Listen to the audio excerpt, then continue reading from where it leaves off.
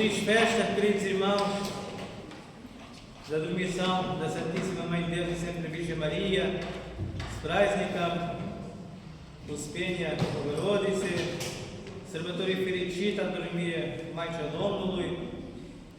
Que festa gloriosa que celebramos esta semana passada, da quinta-feira, dia 28, queridos irmãos e irmãs, uma das 12 grandes festas da Santa Igreja também, e uma festa que nos diz muito a nós, filhos e filhas de Deus, que ainda permanecemos aqui nesta vida temporária e que temos então a nossa grande intercessora, a nossa Mãe, a Santíssima Virgem Maria, e realmente esta festa de dormição é a dormição, mas não é uma dormição triste, não é uma coisa morta, não é uma coisa triste. É por isso que se chama de festa da dormição da Mãe de Deus, pois ela não morreu,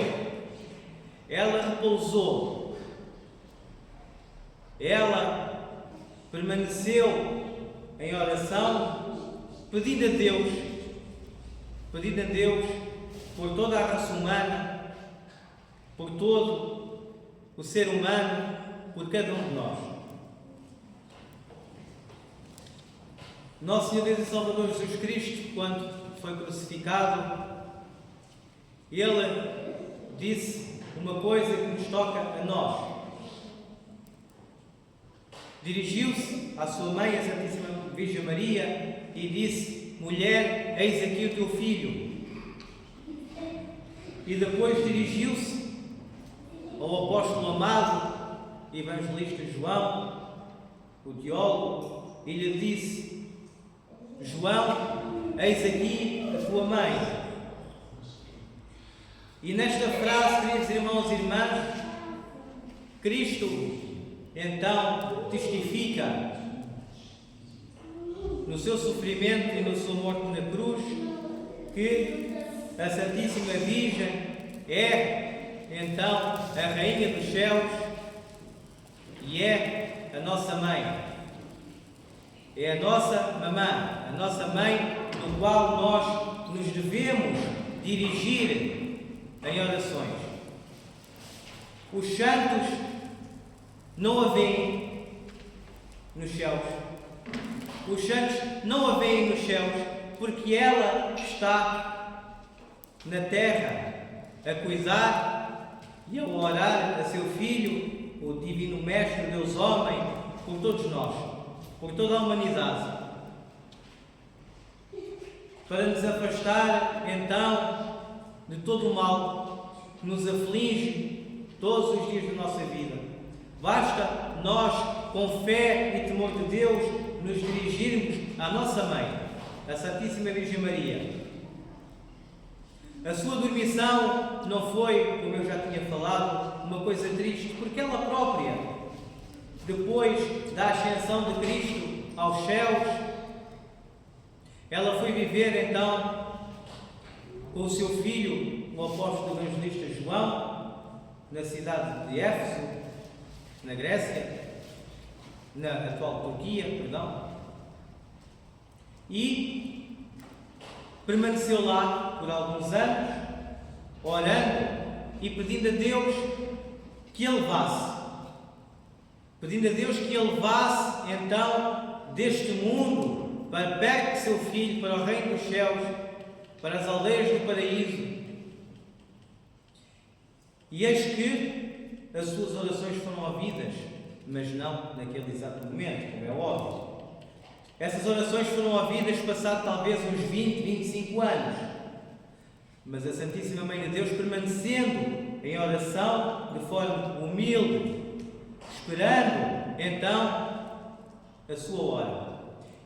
E tal e qual como o arcanjo Gabriel anunciou à Santíssima Mãe de Deus que ela iria então dar fruto ao Deus Homem, o próprio arcanjo Gabriel também, com uma flor do paraíso, anunciou qual seria a data de sua morte, ou melhor, do seu repouso.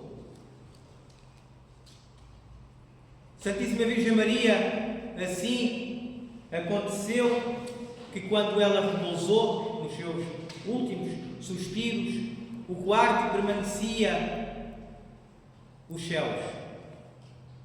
E, como se fosse por milagre, todos os apóstolos que pregavam por todo o mundo apareceram então ali para venerar o repouso da Santíssima Virgem Maria. Todos os apóstolos, menos um, o apóstolo São Tomé, que permaneceu então na Índia, e por providência de Deus, mais uma vez, de igual forma, quando foi então a ressurreição do nosso Senhor Deus e Salvador Jesus Cristo, o apóstolo Tomé não estava lá à primeira, mas exatamente pela providência de Deus esteve lá à segunda. Mas já foi tarde demais, porque a Santíssima Virgem Maria já tinha sido levada pelos santos apóstolos para o jardim do Getsemane, onde foi sepultada.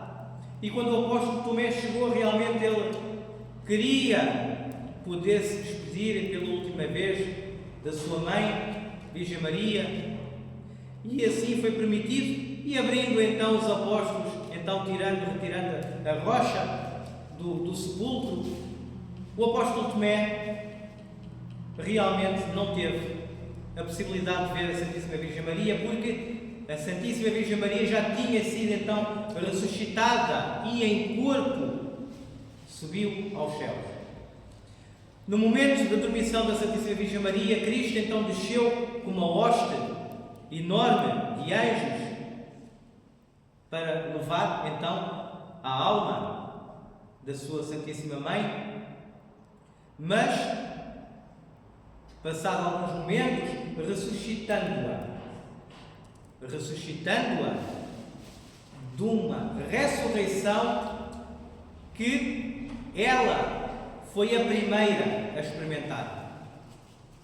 Nós, queridos irmãos, ainda permanecemos aqui e realmente nós iremos também adormecer e iremos esperar então pela segunda vinda de Cristo, onde Ele julgará os vivos e os mortos e onde também nos ressuscitará. A Santíssima Virgem Maria foi diferente, porque repousando então Cristo, levando sua alma, também automaticamente, passado alguns momentos, ressuscitou o seu corpo. Então a Santíssima Virgem Maria não estava no túmulo, porque o corpo dela então se torna glorioso. De igual forma, ao corpo do seu amado Filho, nosso Senhor Jesus Cristo. O tropário da festa da dormição da Mãe de Deus nos diz: tu adormeceste, Santíssima Mãe de Deus, mas não abandonaste o mundo. E não abandonou o mundo, porque ela continua então conosco todos os dias até a consumação dos séculos. Logo depois da sua dormição e da sua ressurreição de corpo e alma, a Santíssima Virgem Maria aparece aos santos apóstolos, que eles estavam reunidos todos, e todos os apóstolos disseram: Santíssima Mãe de Deus, ajuda-nos.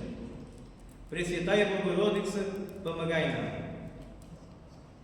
E é isso que nós, tal e qual como os santos apóstolos, pedimos então as intercessões da Santíssima Virgem Maria, da sua Santíssima Dormição, que ela então permaneça com a raça humana, para que ela proteja a raça humana de todo o mal, para que ela reze então ao seu Filho pela salvação das nossas almas. Queridos irmãos e irmãs, hoje ouvimos o Santo Evangelho segundo o apóstolo evangelista São Mateus também, e que nos conta sobre o diálogo entre um jovem rico e nosso Senhor Deus e Salvador Jesus Cristo, e foi uma conversa muito importante e uma conversa também dirigida a nós.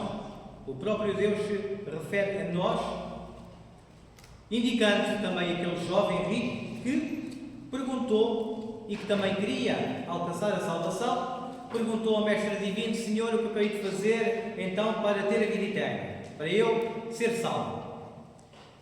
E Cristo diz: segue os mandamentos dados por Moisés e assim terás a vida. O jovem rico dizia: bem, faço isso tudo, cumpro os mandamentos, o que é que eu poderia então fazer mais, não é, para ser mais perfeito? E Cristo disse então para subir um patamar acima, não é? Sobe um patamar acima, vende tudo o que tens, voluntariamente, com amor, e dá aos pobres. Aqui, queridos irmãos e irmãs, foi então uma resposta difícil de ouvir para aquele jovem rico. E podemos ver que, tanto naquele tempo, há 2000 anos atrás, como nos dias de hoje, é muito difícil vermos, às vezes, jovens que seguem o mandamento de Deus. Mas aquele era um jovem, não por mérito dele, talvez por mérito, então, dos seus parentes e ancestrais, que o levaram então a fé no Deus verdadeiro que ele seguia e que ele então tentava seguir. Eis que, queridos irmãos e irmãs, uma resposta muito difícil que ele ouviu foi que ele tinha que vender tudo aquilo que ele tinha. E era um jovem rico, tinha muitos bens. Tinha que vender tudo aquilo que ele tinha que dar tudo aos pobres. Aí foi uma coisa complicada de ouvir, porque ele sentiu que era muito apegado à sua riqueza. Então ele foi embora e afastou-se de Cristo de forma cabisbaixa, de uma forma triste, de uma forma enfadada, que por um lado ele, seguindo os mandamentos de Cristo, pesava nele ainda as paixões daquilo que é a riqueza terrena. E era uma grande paixão que ele tinha, que era a riqueza que ele tinha só para si. Então, Cristo o chamou para ser seu discípulo. E houve uma parede que o impediu. Podemos ver, queridos irmãos e irmãs, o que é que o Evangelho de hoje nos ensina? Nos ensina que todos nós também somos chamados por Cristo. Imaginemos agora, queridos irmãos e irmãs, se Cristo estivesse aqui agora à nossa frente e nos perguntasse: queres-me seguir? Vende toda a tua riqueza, dá aos pobres e segue. Será que nós não teríamos uma resposta idêntica ao jovem rico? Apesar de termos fé em Deus, apesar de irmos à casa de Deus, comungar os santos mistérios de Cristo, confessar os nossos pecados, o jovem rico tinha fé em Deus, o jovem rico era crente, mas sobre ele pesava ainda paixões que o impediam de seguir a Cristo. E isso, Cristo também se refere não só ao jovem, mas também a nós. Podemos não ter grande riqueza. As nossas riquezas podem se traduzir em smartphones, em trabalho, em casas, em dinheiro, mesmo o pouco que a gente tem, nós talvez ainda somos muito agarrados ao pouquinho que a gente tem. Devemos seguir o exemplo de grandes ascetas e temos muitos na nossa Santa Igreja, que para além de pobres e de muito pobres, eles davam o pouco que tinham, então, em esmolas e em caridade. Podemos ver muitos exemplos na Santa Igreja, queridos irmãos e irmãs, que através das esmolas muitos foram salvos. Temos também muitos exemplos na Santa Igreja em que, orando a oração de Jesus, Senhor Jesus Cristo, Filho de Deus, tem cuidado do pecador, também muitos foram salvos. A salvação, queridos irmãos e irmãs, não é por uma simples ação ou mérito nosso. A salvação não é uma ação boa que nós fazemos, também é, mas não é essencialmente isso. Não é essencialmente uma ação boa ou por mérito nosso que a gente alcançamos a salvação. A salvação nós alcançamos pela misericórdia de Deus e pelo amor de Deus pela humanidade. É óbvio que nós temos que ser nós próprios testemunhas de fé, de amor, de caridade e de esmola. Não viremos as costas a Deus, queridos irmãos e irmãs, permanecendo agarrados aos nossos bens. O problema, como eu já falei muitas vezes, o problema não é a riqueza em si. Porque muitos santos foram ricos, mas usaram a sua riqueza como não sendo deles. Usaram essa riqueza e reconhecendo essa riqueza que eles tinham como uma dádiva de Deus. E como uma dádiva de Deus, eles então distribuíam em esmola, em caridade, aonde eles achavam que era necessário ajudar. E deixando para eles e para a sua família o pouco, então, para poder viver dignamente e de forma razoável. Por isso, queridos irmãos e irmãs, é importante termos alguns bens materiais terrenos para podermos sobreviver, mas não façamos do telemóvel, do computador, do nosso trabalho, seja o que for, então, uma paixão que nos faz estar então apegados de tal maneira que a gente não consegue largar de maneira nenhuma. E assim, desse modo, não conseguimos verdadeiramente seguir a Cristo no amor ao próximo, na esmola, na caridade. E é realmente isso, então, que nos faz distinguir, então, como discípulos de Cristo. E aquele jovem rico não quis ser discípulo de Cristo porque ele não conseguia se desapegar às suas paixões, à sua riqueza. E como sabemos, queridos irmãos e irmãs, nós só precisamos do normal para sobreviver. Tudo o resto ficará. E levaremos então aquilo que Cristo nos convida a que nós façamos. A ser caridosos, a dar esmolas a quem precisa, a ajudar o próximo com uma palavra de amor e desapegar-nos àquilo que nos faz então ficar apegados e afastados de Deus. Passamos a Cristo nosso Deus, que nos purifique então os nossos corações de todo o apego destes bens terrestres e materiais a todos nós.